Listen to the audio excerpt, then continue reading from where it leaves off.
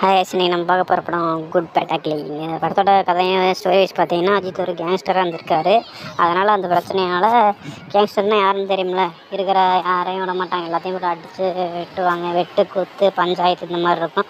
அந்த பிரச்சனையால் இவரெல்லாம் அதெல்லாம் வேணாம் அப்படின்ட்டு எங்கள் ஒய்ஃபு நீங்கள் நல்லாவராக இருந்தால் நான் உங்க கூட இருப்பேன், இல்லைனா இருக்க மாட்டேன் அந்த மாதிரி சொல்கிறாங்க. சரி ஓகே நல்லத்தையும் விட்டுட்டு ஒரு ஜெயிலுக்கு போகிறாருங்க.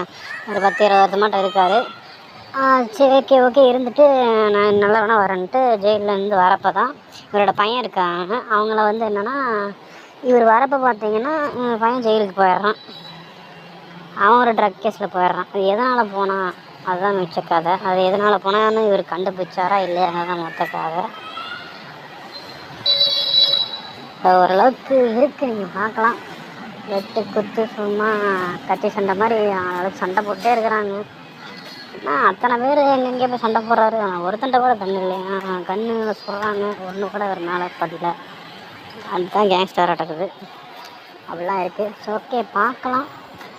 பட் அப்புறம் ஹாலிவுட் ஆக்டர்லாம் நிறைய பேர் காட்டினாங்க. ஜான் விக்கு, அப்புறம் கொரியன் ஆக்டர்லாம் அவங்கள ஃப்ரேமில் ஒரு டைம் காட்டுறதா நல்லா இருந்திருக்கும்.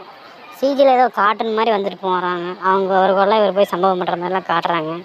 அப்புறம் இவரை இன்னும் கொஞ்சம் ட்ரிம் பண்ணி அழகாக காட்டியிருக்கலாம்.